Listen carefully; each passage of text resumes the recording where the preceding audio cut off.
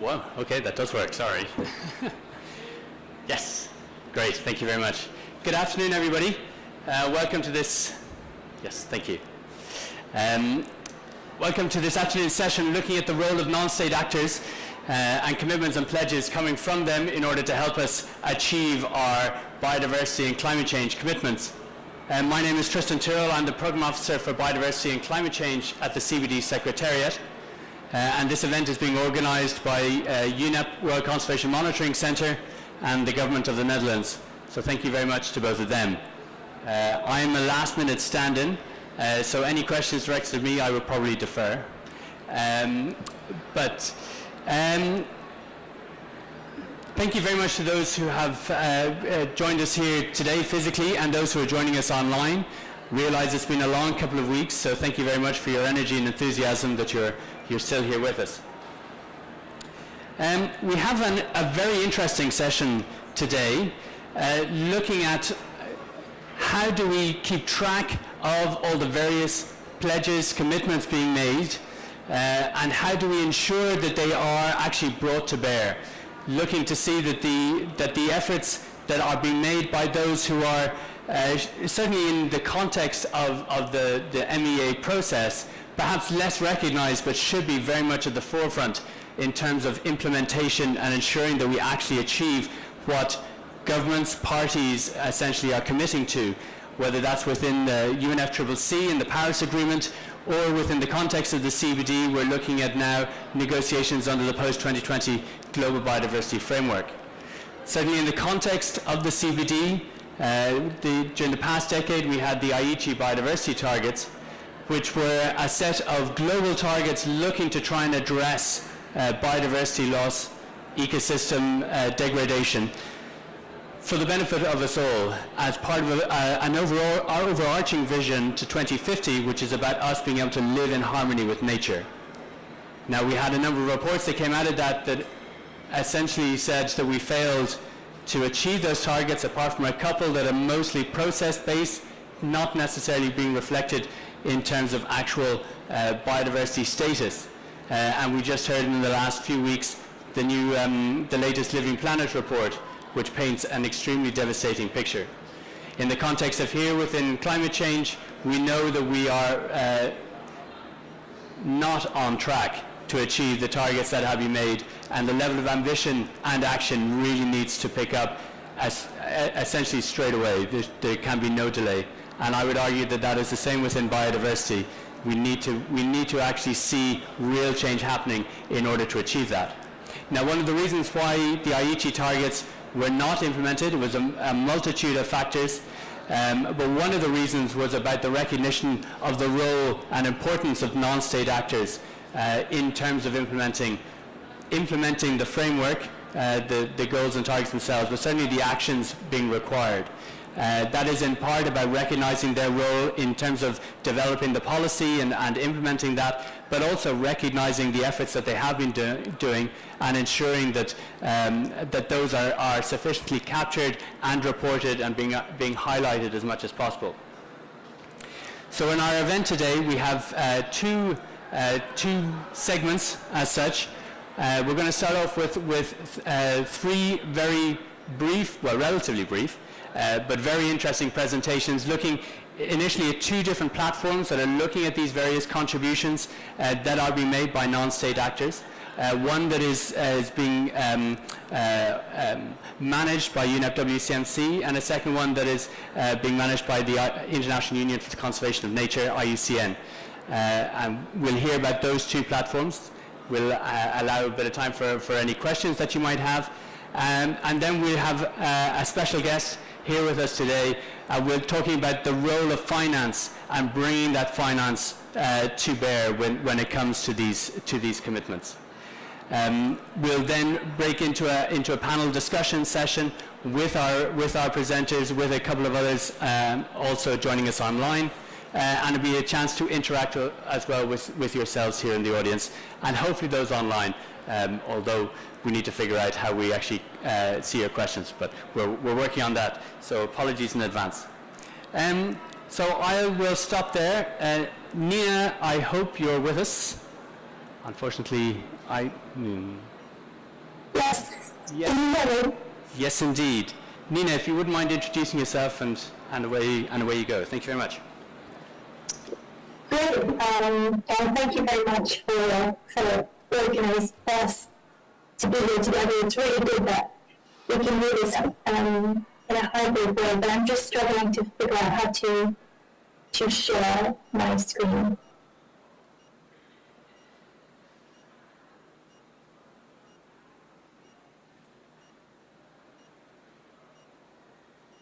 So I think that works.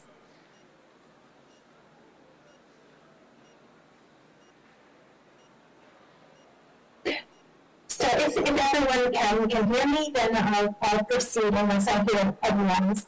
So thank you for joining us today at the Benelux Pavilion. We're very fortunate to actually have this event in person, but also virtually for those who can't attend.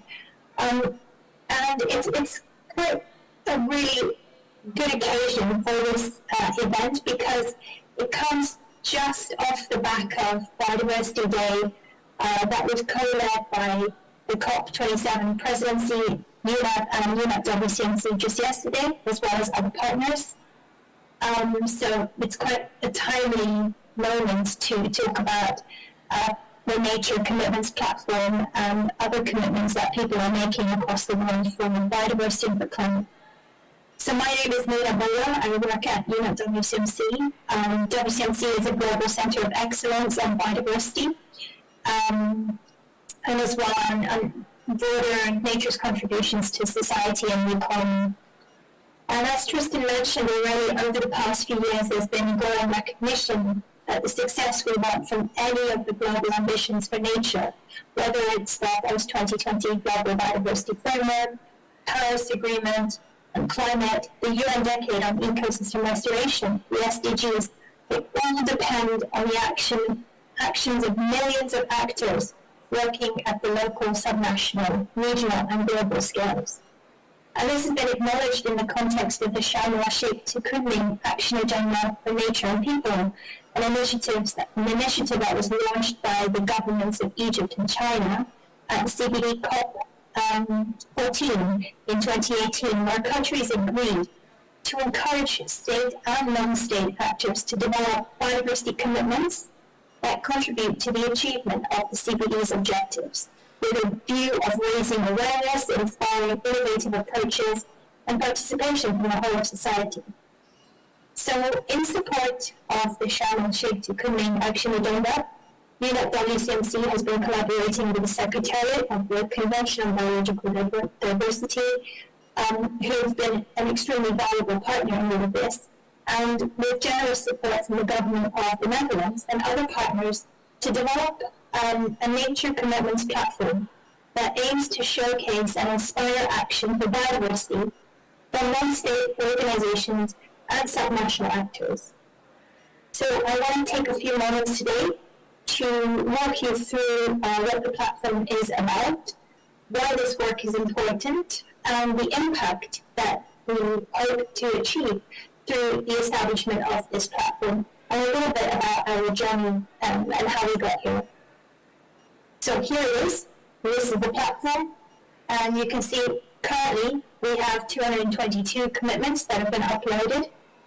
It's an area-based component of the wider picture of biodiversity, so it's quite specific in its nature. It's hosted by UNEP WCMC, and it really aims to showcase commitments and actions being undertaken by non-state actors to conserve and sustainably use biodiversity in a specific area. So here you can see a map of the world where commitments are being made, but if we were to zoom in, we would see them in a specific area. These commitments have clear criteria to guide their submission. So we will ensure consistency and accuracy in the information that we're showcasing. So for example, it includes the geospatial location of all these commitments, a defined period for the intervention, a categorization of the primary objectives and planned actions, and so on. So the platform is really designed to promote responsibility of those who are taking action, transparency of the commitments and actions that are being submitted, to better understand who is doing what and where. So we ask those who are making those commitments to return regularly to provide progress updates, to really understand how their commitments are faring along the way.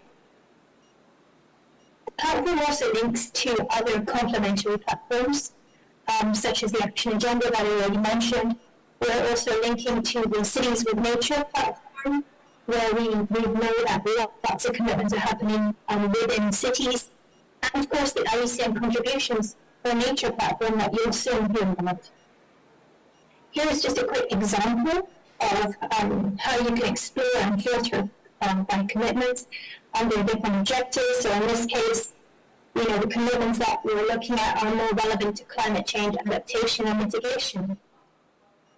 So what's the intended impact? And ultimately what we're trying to achieve is more action and more ambition from non-state actors to deliver positive outcomes for nature and people and climate. And so within the platform sphere of influence, of course this is one of many platforms, we're trying to provide a mechanism for diverse groups to share information, exchange lessons learned, and celebrate success, offering an opportunity to also build an empowered community of practitioners that will also inspire others to take action.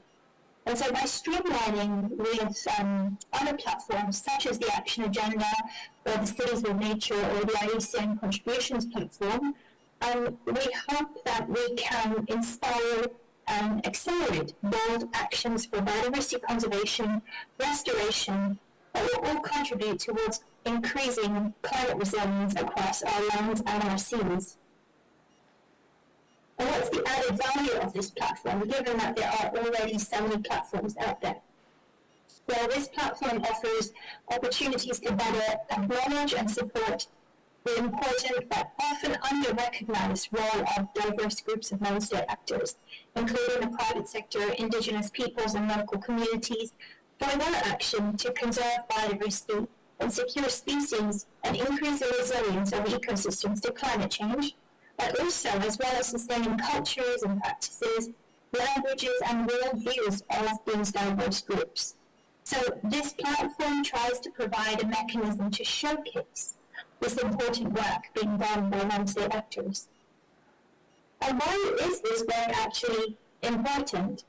So in addition to the work that we want to achieve in terms of showcasing examples of non-state interventions and inspiring further action, we know there's also a role for channeling this information into relevant work that is ongoing in relation to area-based conservation. So for example, Protected Planet and the ICCA Registry. These are both platforms managed by UNEP WCMC that track progress towards biodiversity, protected areas and conserved areas. So these platforms have been key mechanisms for reporting on progress towards the former Aichi Target 11 under the Strategic Plan for Biodiversity that Tristan mentioned earlier. And also these platforms will remain so for the new draft area-based targets in the post-2020 Global Biodiversity Framework. So the Commitments platform will facilitate transparency around the full range of area-based conservation commitments. So this is much broader than protected areas, but will be channeled into platforms like Protected Planet and the ICCA Registry once they have been implemented. So it's sort of like a conduit for actions that have been achieved to go into other global data platforms. So that's also why this work is very important, is kind of to scale up the ambitions of area-based conservation from commitments to actual action that deliver on progress towards global biodiversity and climate objectives. Just briefly, I want to say a few words about how we got here, because it's important, because our approach was deliberately and openly aimed at ensuring that the Nature Commitments platform does not duplicate in what is already a crowded space of platforms and initiatives. So we started with an extensive consultative process, engaging with a broad range of partners, and through this consultative exercise, the community that we engaged with concluded that the Nature Commitments platform does indeed complement other relevant platforms with a unique niche that adds value that I already explained. And this process also provided us with a bedrock of collaboration and shared wisdom about establishing and sustaining this kind of a platform. We also conducted extensive user research with a range of user groups to ensure that what we build is user-driven, it's impactful and sustainable in the long term. So these processes also offered the opportunity to explore interoperability, so with other platforms, for us to design our data schemas more on the technical side, but in a way that provides as many opportunities as possible to share the information that we collate. So now our future plans, with over 200 commitments at the moment, it's an exciting starting point, but we are scaling up our efforts, working with our networks and encouraging contributions to this platform. So presenting this platform and engaging in discussions with a great panel of speakers today is really a great opportunity to advance our understanding of the contribution of non-state actors to climate and biodiversity objectives, and to think about how we scale up our efforts together, collectively, to achieve this. We will have a formal launch of the platform at the CBD COP15 on the 14th of December, so hopefully many people can attend and join in the celebration, and we'll continue to explore ways to enhance interoperability with complementary platforms, such as the Climate Action Platform as well, that we are fortunate enough to hear about later on during the panel discussion. So essentially the common thread for today's session is to continue to explore how co-benefits of both biodiversity and climate can be maximized from the efforts and investments made by non-state actors, and to discuss the role of non-state actors and consider their perspectives and opportunities for engagement in efforts for both biodiversity and climate action. So I just wanted to end here, and I picked up a really nice quote from Yasmin Farid, the Egyptian Minister for Environment at Biodiversity Day yesterday, where she said that biodiversity is our life, but it cannot be disconnected from land and from climate, and we need to work together for the implementation from COP27 to COP15. So thank you for this opportunity. I'm going to stop here for now. Thank you very much, Nina, for that fantastic presentation. Very clear, very comprehensive. If you have any questions, just hold off for a second. We'll hear from our second speaker, who's talking about a separate platform, and then we'll come back to any questions that you might have. So our next speaker is, Rachel Asante from IUCN, please. And you've got your slides. Thank you so much.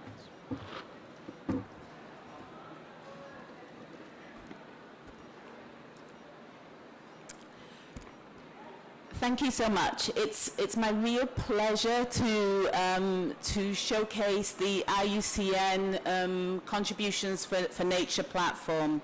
This has been a lot of work by many colleagues, and it's a real honor for me to stand here and to show what they've achieved. So I'll start off by introducing myself. My name is Rachel Asante Rusu, and I'm a member of IUCN's climate change team based in headquarters, which is Gland, Switzerland. IUCN is a very unique organization that comprises of a union of state members, government agencies, NGOs, and indigenous groups. And at IUCN, we've had a long-standing mandate to document how the work of all our members are contributing to nature. And so we've taken it upon ourselves to work and document this. The mandate for documenting these contributions was really crystallized in the latest IUCN program, which is called Nature 2030. So the contributions platform actually has 3 stages, which I'm going to go through now. The first stage is the data entry process, which allows IUCN constituencies to enter spatial data of places where they are undertaking or plan to undertake conservation and restoration actions over up until 2030. So these actions could be happening now or could be planned up to 2030. Once the IUCN constituency member has uploaded their data into the platform, there is then a validation module where IUCN regional offices will go into the platform and validate that the data that is being entered is correct. We think that this is a really important step because it minimizes possible data errors in uploading the data and allows us to have more confidence in the data that's being uploaded onto the platform. Then this is the really, if I can say, really clever piece, which is the visualization module, where the information that has been uploaded and validated is then overlaid with IUCN tools, including the species threat abatement and restoration metric derived from the IUCN Red List, along with a carbon calculation from the restoration barometer, which allows us to calculate how the actions that are being taken on the ground by our members are contributing to both nature goals but also climate change mitigation actions. So this is what the visualization module looks like, and this is what the external stakeholders will see once they go onto the contributions platform. You'll see that you can see what's happening by our members, where it's happening. There's also additional information around the total budget that is being used on the project. There's the budget that has been received so far. You can also see that there is an indication of mitigation actions that should be taken in that location to deliver the biodiversity goals. And so there's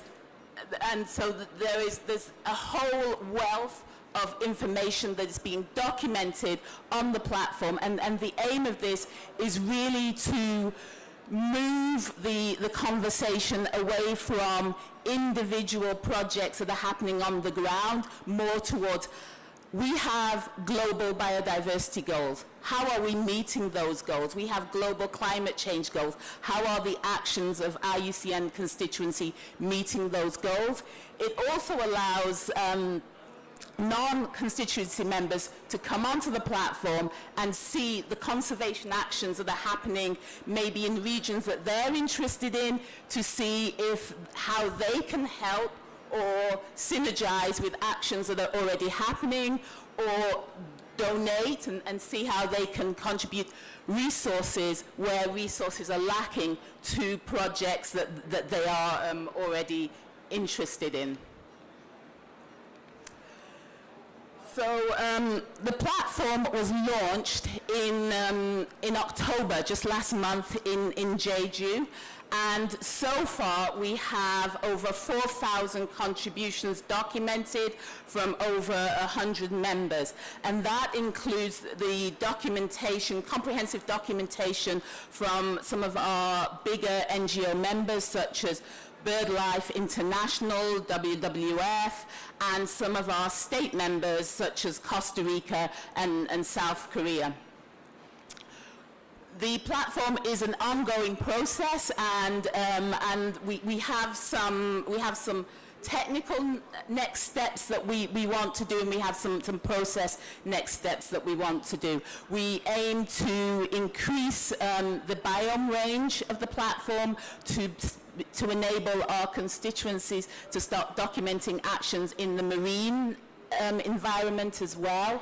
Of course, we're going to carry on rolling out the data across the IUCN constituency, and we're doing a lot of engagement with all our members to encourage them to document their work on the platform. And I'm happy to say that this is happening at quite a pace. We're ongoing with our validation work with IUCN offices across the world, and we are also going to, as was mentioned by our previous speaker, continue exploration for interactions and synergies with peer platforms such as the Nature Commitments platform. There's also, we're also going to start exploring how we can look at documenting contributions that are coming from beyond the IUCN constituency. So, as I said, the IUCN constituency is very broad, but still we think it would be beneficial for us to be able to document contributions that are coming, from instance, from the private sector as well. We realize that there will be some complications in this because sectors such as the private sector have negative impacts as well as positive impacts, and the aim is that we would be able to document both so that, again, we can calculate the contributions that are being made to nature and towards climate change goals.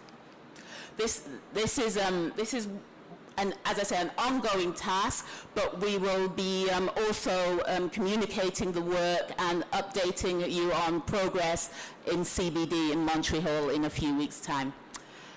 Thank you very much.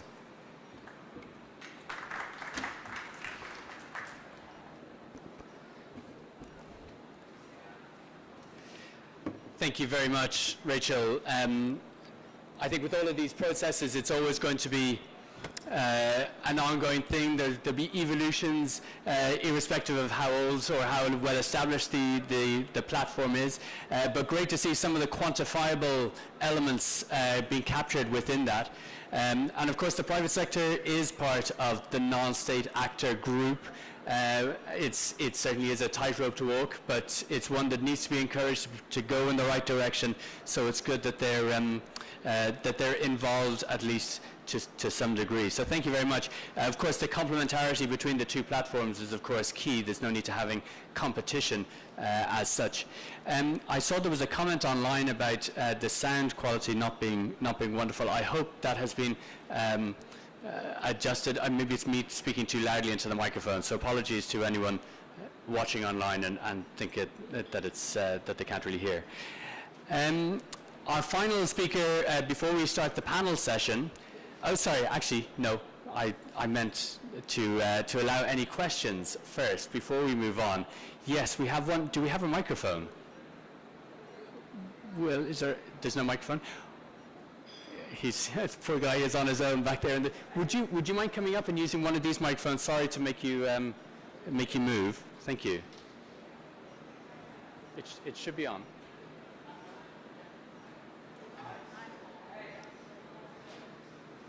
Three. Try it now? Okay, yes, right. Great. Thank you very much for a very interesting presentation. I'm Mikako from Japan. For full disclosure, I'm deeply engaged in the TNFD framework development as task force alternate member. And so that is really interesting because now we are really discussing how, about the data issue. But in that context, as you mentioned at the last point, that is a little bit, it really sounds the same kind of thing pop up at the same timing, and probably from the user side, it's not easy to which one would serve for what. And exactly that is probably, how can I say, complementarity between two systems. But during the presentation, I could not really get how these two systems work for different purposes and also having a kind of complementary function. So could you a little bit explain more how these two systems could work in a sense, in collaboration? Thank you. So I think that we are beginning the discussion around synergies. I think it's when you look at synergies, it's important to look at it from both sides. So the first side is what is the objective, and it's clear that there are synergies around the objectives of documenting actions.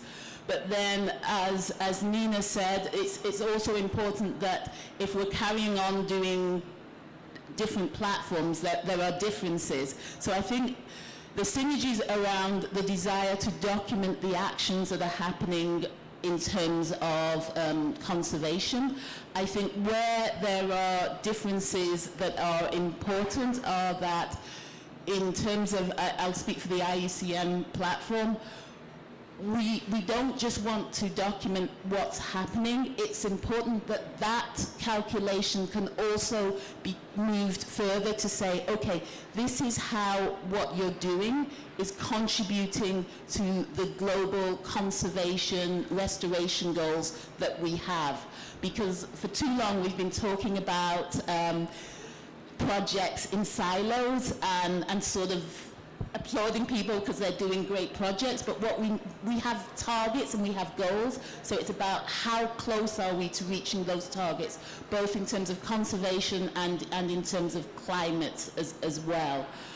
And I will also add that the other important thing from the IUCN side is that at the minute this is restricted to IUCN constituency because it's mandated for us to be able to say how we are contributing to global goals, and also that there is a very important validation process as well, so that we're sure that what is being documented by and large is correct. So I think there are, the overall aim is where the synergies are, but there are very clear differences when you go down and look into the precise functionalities or the precise objectives of the different platforms. Thanks very much. If you put it on the table. Thanks. Nina, would you like to respond to that question? Yeah, I could just add to that. So we have worked very closely with aligning our data schemas as well. So make sure that some of the fields that we are collecting information for are complementary. So for example, with threats, we use the same categorization to identify threats. We use the same types of objectives as well. So we can, target other audiences, but then have a holistic picture of where these commitments and contributions are being made to understand how we're making progress towards global goals and targets. So indeed, what Rachel said, there are differences, but in terms of interoperability with aligned data schemas, we've used similar criteria for specific parts of the platform, and technologically we can then really showcase some of the commitments from our platform on the IUCN's platform, and IUCN's commitments can also be showcased on our platform. So you scale up the visibility of who is doing what where. Thanks. Great, thanks very much. Time is ticking on, but there'll be a chance for more questions later, hopefully. Our final speaker is Bernardo Strasberg. I did pronounce it, yes. Who's the founder and CEO of Regreen, who has been doing some amazing work. So over to you, Bernardo, to explain, please.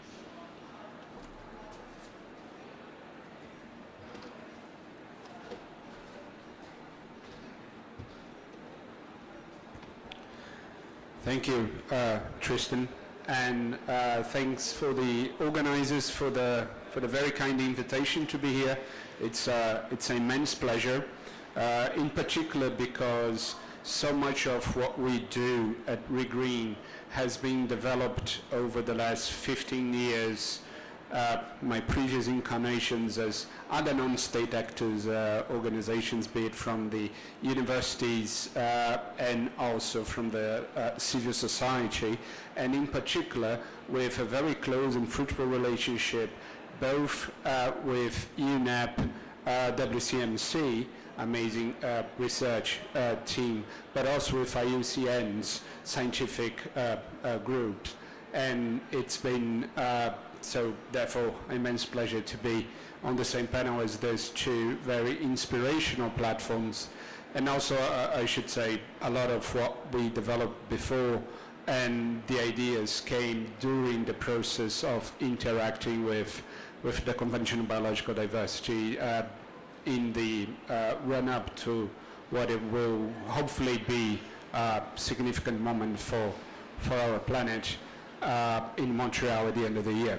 So about 2 years ago, we decided that the research we've been developing on how to target biodiversity and climate change mitigation jointly through spatial optimization to make sure we optimize benefits of restoration for both global goals at a bottom-up scale led to the creation of Regreen. Regreen is a private company aimed at restoring at least 1 million hectares of endangered ecosystems in Brazil to begin with.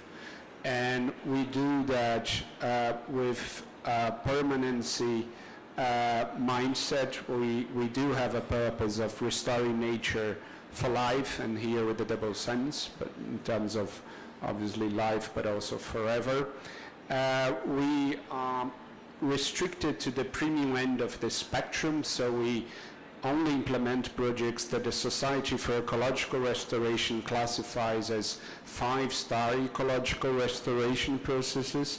Those are projects that are aimed at fully restoring the composition, the structure, but crucially the ecosystem processes that existed in a given place before human intervention, so that those areas are fully resilient and self-sustaining after we step back from the projects.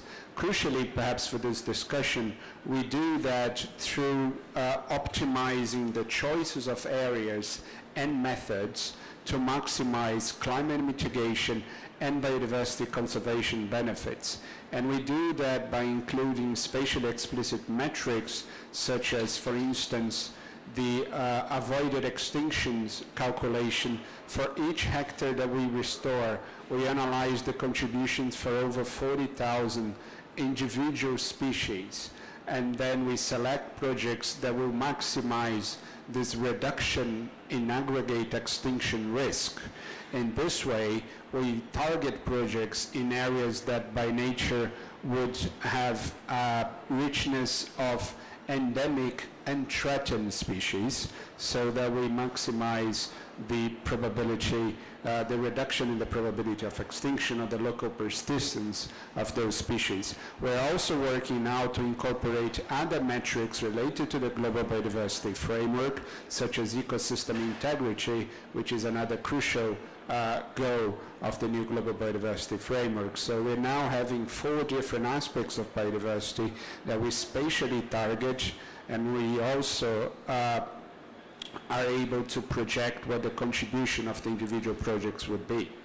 After implementing the projects, we have an ambitious monitoring strategy that has a 4-pronged approach, which is field-based, drone, plane, and satellite-based.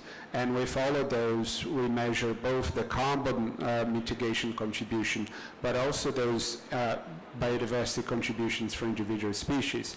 At the ground-based, we use everything from traditional surveys to acoustic monitoring and several others, also combining the other contributions. The ambition of Regreen is to make a meaningful contribution initially in Brazil, of at least 1 million hectares in the endangered ecosystem of the Atlantic forest.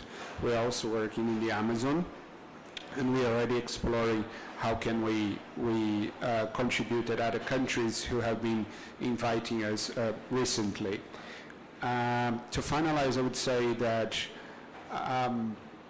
ReGreen would only be successful if we manage to mature the system in partnership with governments, in partnership with state actors and other non-state actors, and for us to be able to really showcase the benefits of nature-based solutions and to strengthen their role so they can have the appropriate share in the climate solution space.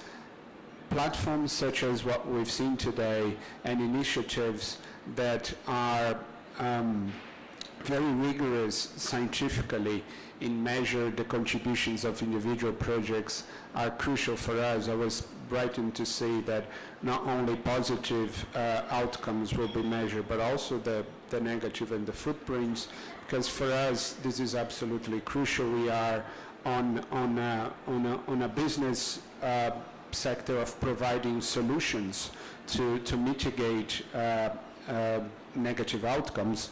So for us, clarity and comparability are absolutely crucial. We are at disposal of all the organizations here and other partners to help mature the market. We do hope to be able to help to streamline international funding and also national funding. We have investors, we have the private sector, we have non-private finance, and a goal of ReGreen is to optimize the allocation of those funds on the ground in a way that we can maximize outcomes for the global and local goods. Thank you.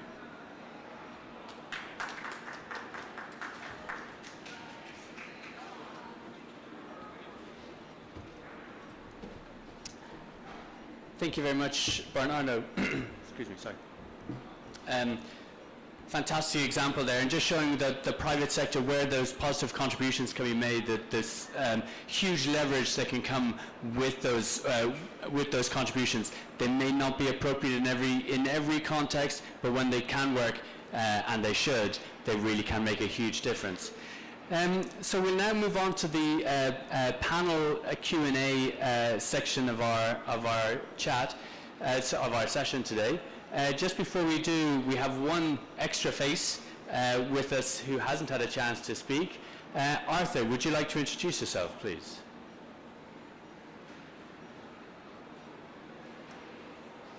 Yes, thank you very much, Tristan, and welcome everybody. My name is Arthur Eijs. I work for the Dutch Ministry of Infrastructure and Water Management in the Department of International Affairs, and I've been involved in the biodiversity work of the ministry for over a decade, and have been working on the issue of non-state actor involvement for a number of years.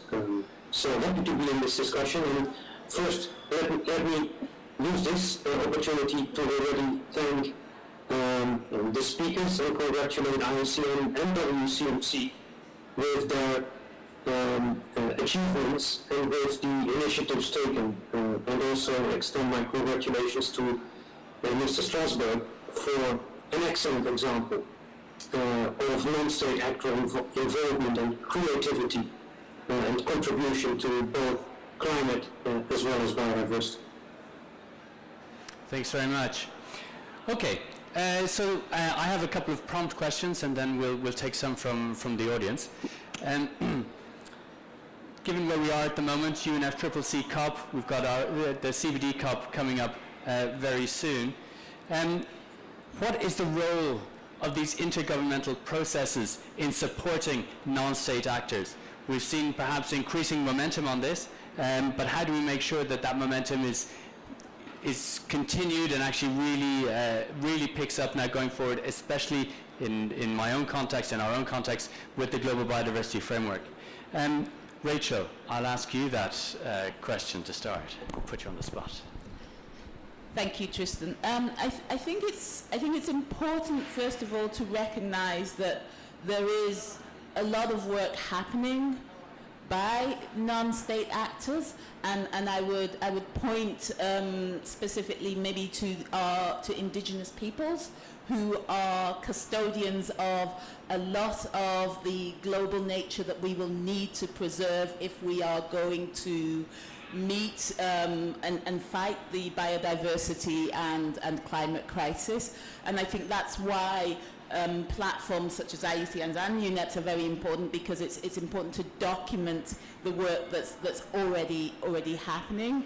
And I do think that as well, we need to be leveraging on work that's happening as well. So it's important that there are opportunities for non-state actors to see what's happening and to see how they can magnify and multiply actions that are already happening. So it's about not necessarily reinventing the wheel, but recognizing good work that's happening with certain sectors of non-state actors, and then really encouraging other parts of the non-state actor groups to come on board and start also contributing and recognizing what role they can play moving forward.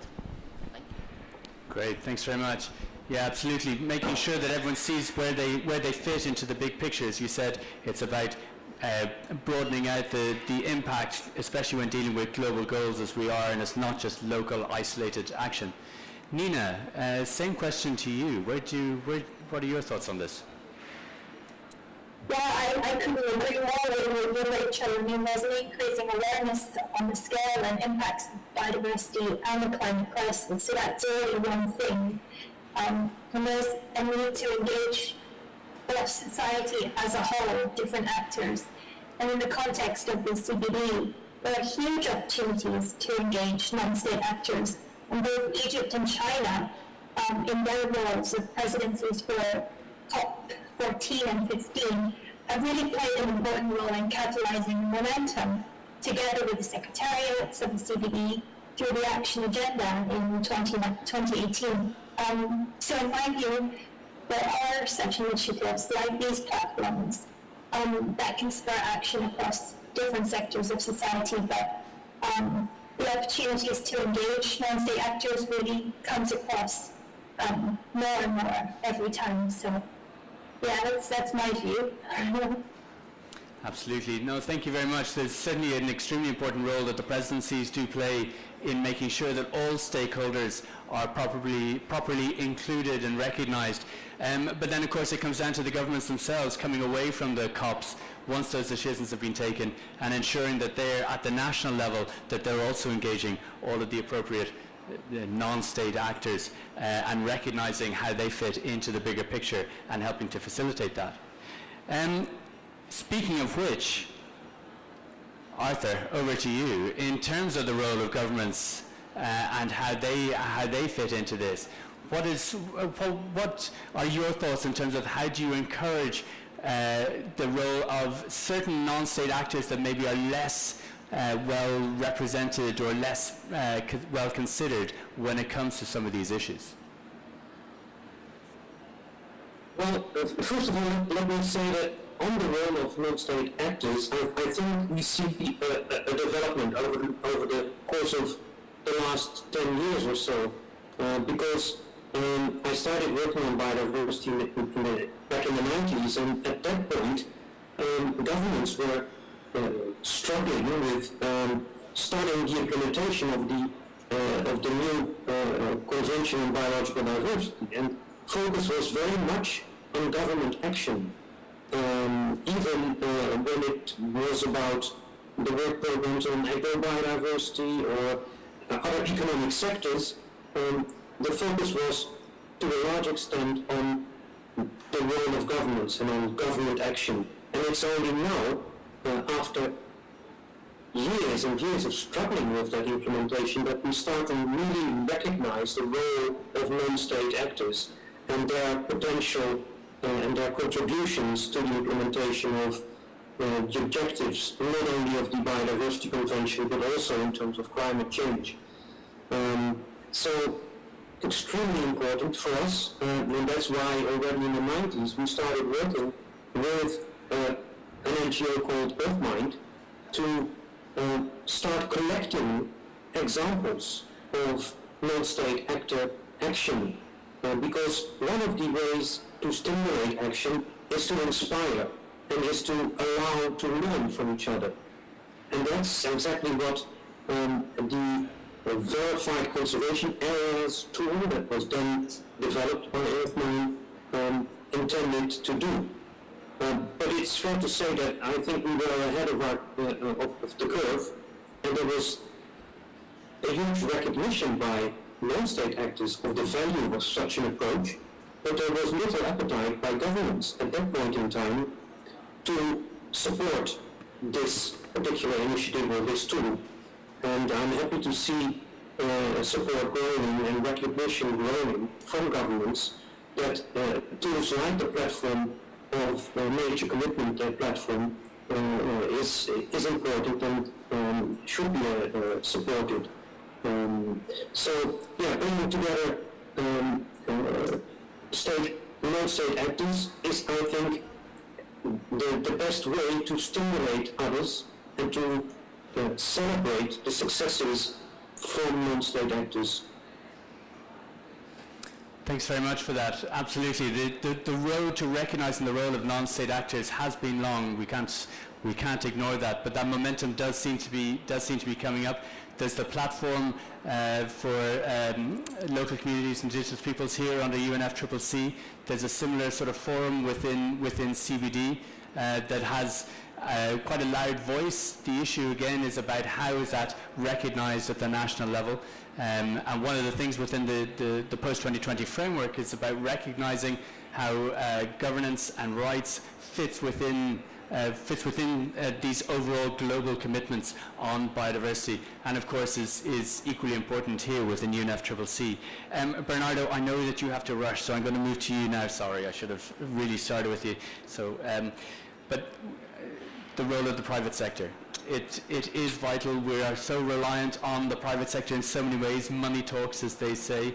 How do we ensure that governments provide sufficient encouragement to the private sector in order to see that their role as non-state actors is being encouraged in the right direction? Whether that could also be governments, but also just the society as a whole. How do you take that pressure, I suppose, and push it in the right direction? Thank you, Tristan. And indeed, I believe you touched upon the two crucial levers of getting the private sector to engage in this, which is government and society as a whole. In particular, also the civil sector, academia, but consumers. So, coming from a private sector organization who is actually there to help to restore the, let's say, the negative footprint that other private sectors in general have caused, for us is absolutely crucial that the demand for what we do is there. So Regreen only manages to restore natural ecosystems to its 5-star condition, which is a fairly expensive activity per hectare, when we managed to secure climate-related finance primarily, and increasingly on the horizon we can see some biodiversity-related outcomes. Currently in the UN Decade on ecosystem restoration, we also see some encouraging private sector commitments specifically about restoration. So we also managed to leverage that into actual projects. But there are, I would say, two absolutely crucial elements that governments and society need to push so that we can scale up all the solution space, not only Regreen, but all of those who are seeking to implement nature-based solutions at scale. First of all is everything governments and society can do to spur demand for these solutions, be it what's hopefully happening here, being ever more demanding on the climate space, and hopefully also what is happening in Montreal, making private sector players first to acknowledge and to report, but then to mitigate, well, avoid, then when not possible, mitigate their footprint. And the more we can have, and also that from consumers, we see in particular in a few countries a backlash of consumers against brands that do not act upon their negative footprint. So the more we can do to spur the private sector with both carrots and sticks, they both have a role, the more demand for nature-based solutions we can have. But the other equally crucial element is to help the market to set the right bar in terms of quality, because we cannot have those solutions that are actually a false solution, because either for climate change they will lead to the re-release of that carbon into the atmosphere, or in the case of biodiversity, they might actually have perverse outcomes. We have seen that in the past when in the climate mitigation space, afforestation activities were fostered, so the planting of trees in places where trees do not belong. It's absolutely crucial that at the state at we are right now, any kind of biodiversity harming nature climate solution be completely off the table. So we cannot be anymore in a state where countries or companies get any sort of positive incentive or recognition for implementing a climate solution that actually backfires into other mutually agreed global environmental targets. So spurring demand on the one hand, but making sure that whatever happens is at a quality and at the minimum avoid negative outcomes, but hopefully spur even more co-benefits. Thank you. Can I chip in there, Tristan? Yes, please do, Arthur. Yes, absolutely.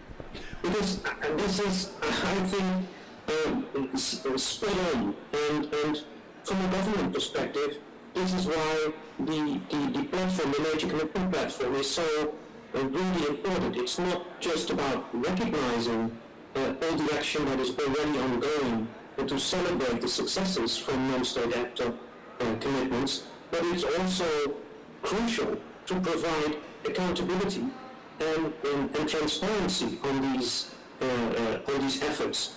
I mean, this is important for governments because they will have a better insight in the extent to which the efforts of non-state actors contribute to the overall goals and targets of NEAs, like the CBD.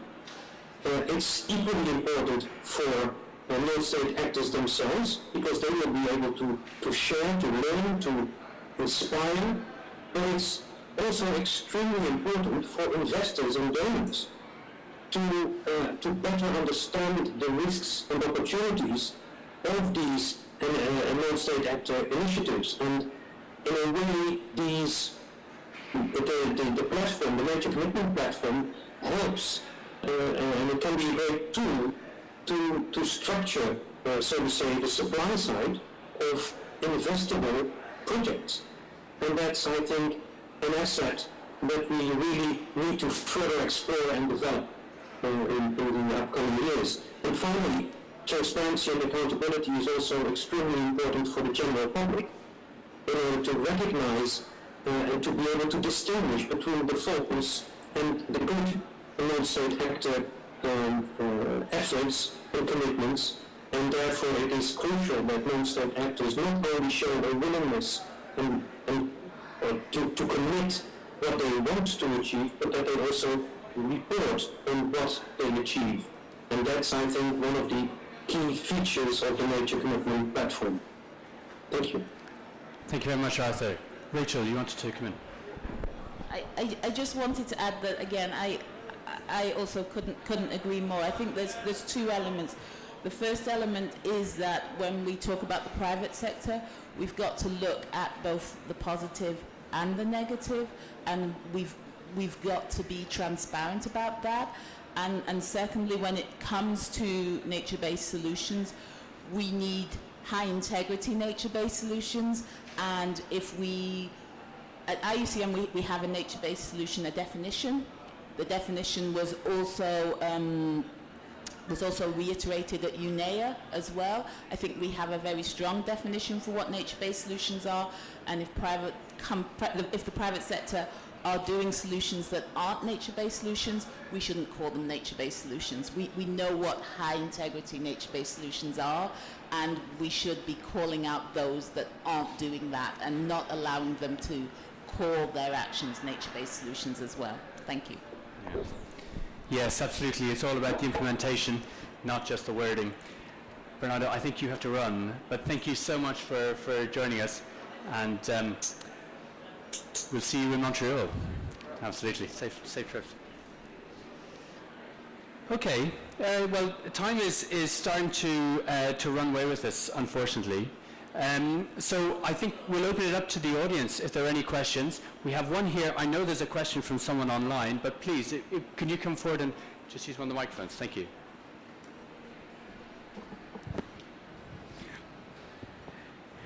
Good afternoon. Hello. Maybe use... Hello.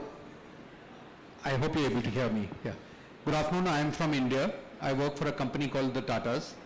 Tatas is a very big group, and I work for Tata Motors.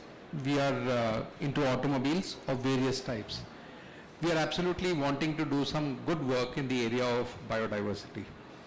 We've got about 1,000 suppliers, and they would have probably another thousands of them. So it would be quite a big number of people who are engaged in this business. My question is that if a company like ours who wants to start on this biodiversity journey has to start, then we look at IUCN, then we look at TNFD, then we look at SBTN, and we have so many of these frameworks. Then we have LIFE, which is there in Brazil. And we need to commit. So we recently committed to the climate question of SBTI, but now we also want to get to commitment of SBTN and several other things. So if you were to really start and do it correctly and do it well and do it scientifically and have the science back it up, do you have any recommendations of what we should be chasing, and how can some of these frameworks help us, and what could be some of the steps? I'm sorry I'm asking a set of experts here. Maybe this is a baby question, but I request you if you can kindly respond. But we are absolutely committed to doing something. Thank you. Does anyone on our panel feel comfortable to answer that question, or should we take his contact details and get back to him? Yeah, please, Rachel. I think if you're following the SBTI standard, and if you have a biodiversity management action plan as well, my advice to you would be to, in India, for instance, there are lots of very reputable NGOs that are IUCN members, and I would say go into collaboration and look at what others are doing. I know that there are business platforms in India that IUCN is a member of, so learn from your peers, and also build radical collaborations with local NGOs that can help you. There are guidance there's lots of guidance out there, but I think sometimes you also need to contextualize what you're doing, and the best way to contextualize it is to look with your peers and see what they're doing as well. Thank you. Great, thanks very much. I can just add one thing to that as well, that there's also the platform Business for Nature. That is more than 330 businesses and finance institutions are part of. So looking at the Business for Nature platform, that also helped to understand how to develop a trajectory that can help assess, disclose any impacts and dependencies that you have in your organization or company on nature. So that could also provide some insights into how to do things better for nature. Thanks. Yes, from my side, I very much want to echo what was said by Rachel. Learn from your peers, and I think that's exactly what these platforms intend to do: bring peers together. Because obviously you want to get in touch with your peers, and you want to contact those peers that are actually doing something. And these platforms, the Nature Commitment Platform as well, is a helpful tool to identify peers that already have experience in doing work on biodiversity. So it's a sort of a meeting place, and it can help you easily find your way to peers and to get the guidance you seek and to tailor it to your specific situation. Thank you very much. The Tata Group is huge, and Tata Motors is just one part of that. But the opportunity to really make a difference within India would be phenomenal, and absolutely some excellent advice. So hopefully you'll be able to follow up with that. Thank you very much for the question. One other question from someone online. This person asks, I'd like to know where the panelists stand regarding biodiversity offsets in relation to your platforms. Putting you on the spot there. We can also Shall I start? contact details if you want. Yes, please, Arthur, if you go ahead. Because some time ago I was a steering committee member of the Business and Biodiversity Offset Program, some time ago, but I think biodiversity offsets, if undertaken in a proper way, science-based, can contribute to biodiversity conservation, and they should be carefully documented, and they should also be very transparent and accountable in what they plan to do and what they actually deliver.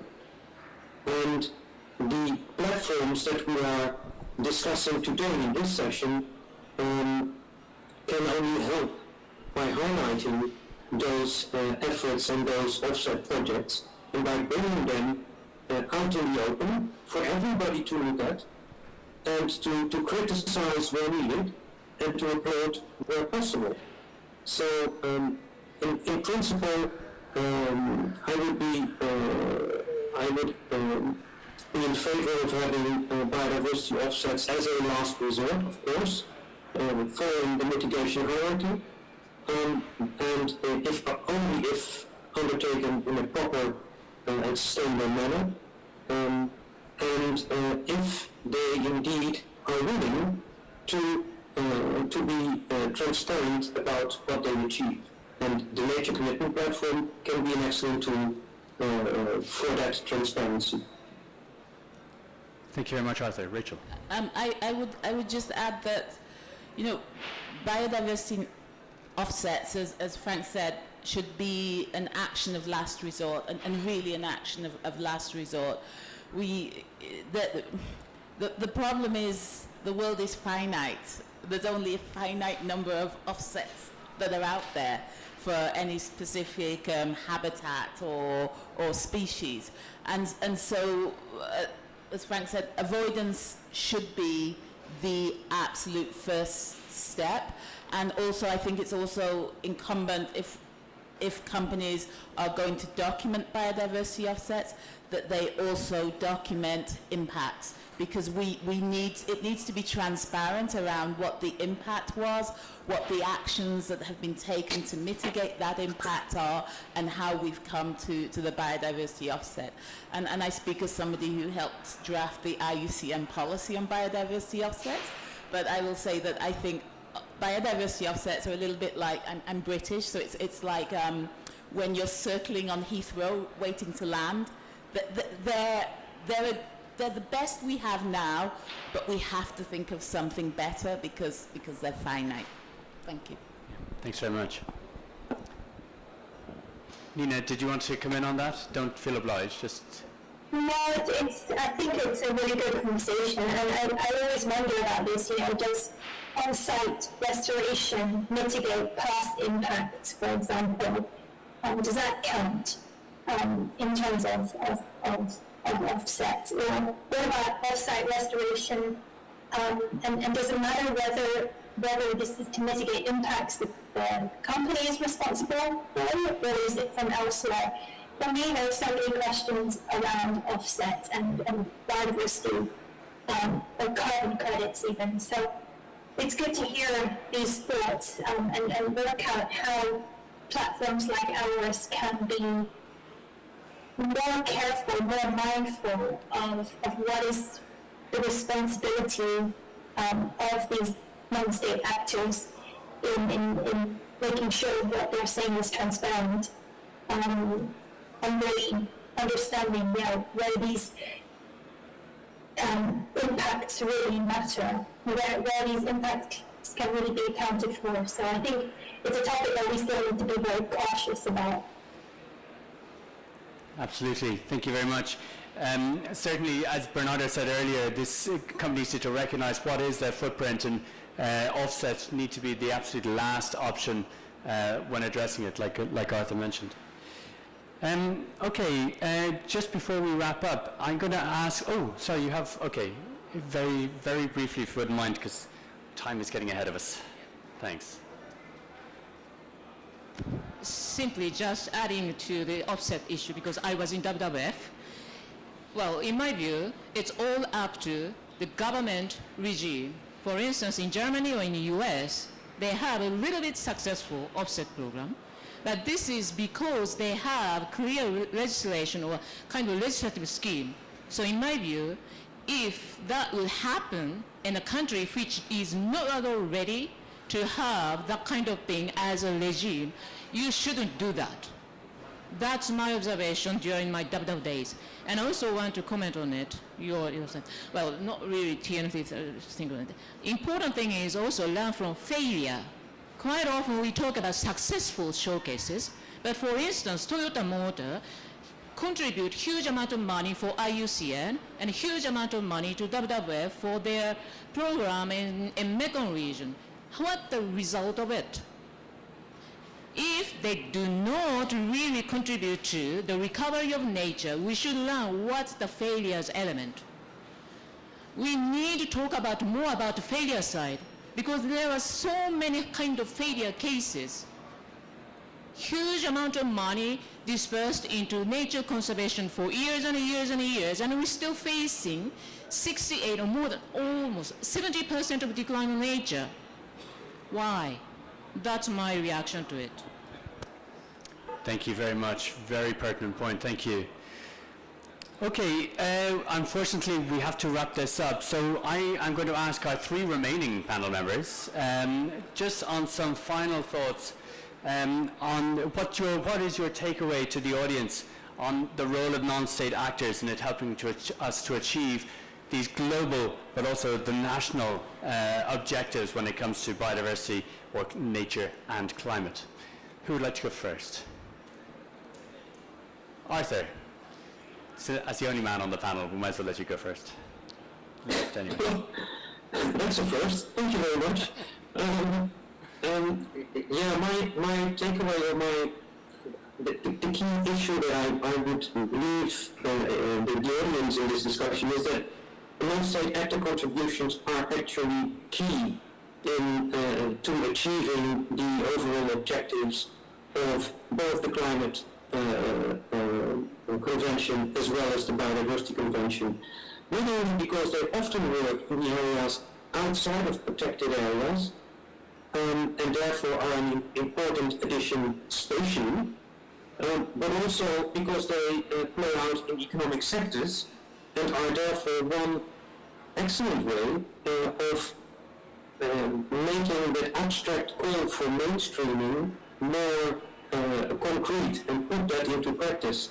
And also, and finally, because non-state actor contributions are a mine of walking There are working laboratories. There's so much creativity, so much willingness to engage, so much opportunity that needs to be harnessed by society. It's incredibly inspiring to talk to non-state actors about their ideas, about their initiatives. They want to celebrate their success. They want to celebrate their failures as well, as long as they feel they are safe to exchange those.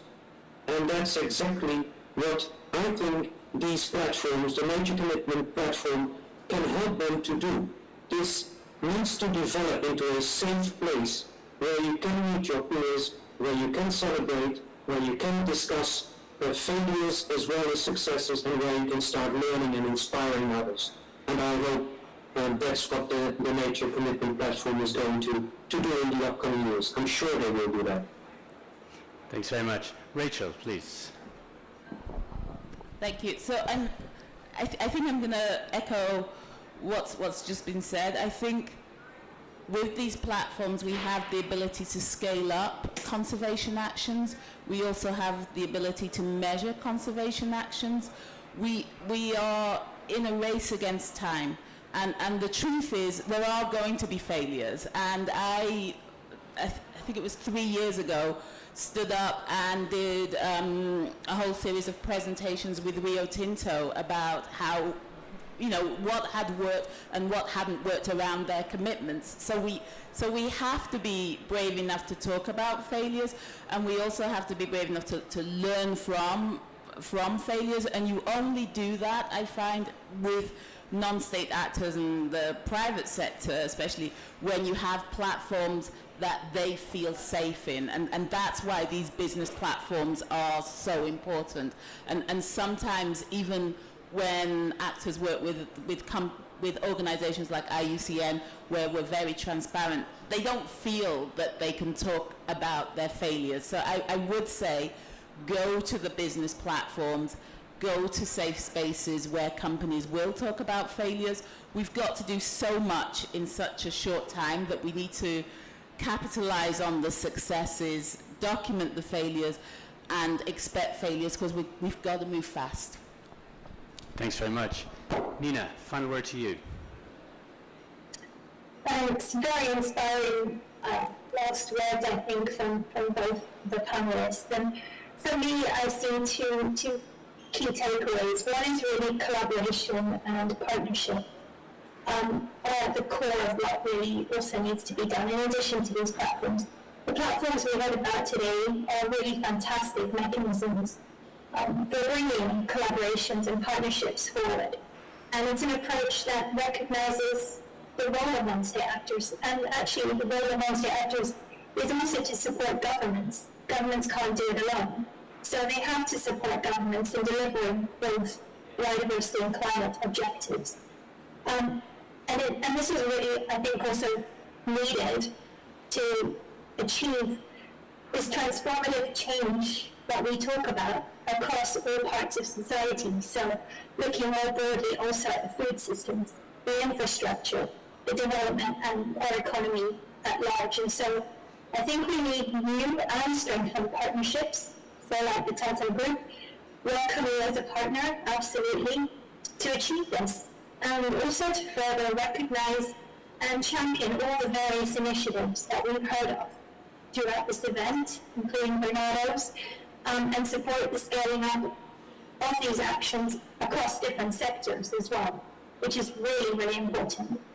So I think with that, for me, collaborations, partnerships, supporting governments to deliver on these global processes is really, really key. So yeah, I just want to say thank you to everyone who participated, and I think this is of course one of the last sessions of the entire event, but I think it's also a very inspiring session, so I'm really delighted to have been part of this. And thanks Tristan so much for stepping in and moderating on behalf of WCMC. My pleasure. Well, my thanks to all of the panel members, including Bernardo, who unfortunately had to rush to catch his plane. But thank you very much for taking the time to be with us today, and thank you to you for attending and for your questions. My own personal final thoughts as we go into COP15, coming from what's happening here at COP27, but in particular around nature, we're talking about trying to do something in the post-2020 framework that is whole of government, but especially whole of society. And so it's recognizing especially the role of non-state actors. We've seen it's been proven that territories that are managed and governed by indigenous peoples tend to have far healthier biodiversity than other areas, and so that just exemplifies the importance of their role, but also civil society as a whole. Things around restoration, it's extremely important, but that has to be done right. We have to make sure that where we are trying to restore areas, it's to their original and appropriate state, and not misguided interventions, as goodwill as they might be, but ultimately causing more problems than good. That point about just trying to inspire and encourage efforts by others, recognizing you might be a small part of the puzzle, but collectively we can work together to achieve the goals at whatever scale it might be, whether it's national, regional, or even global. So with that, I am going to close. Thank you to those who were online for your questions as well, and thank you again for attending, and our panel. Final round of applause, please. Thank you.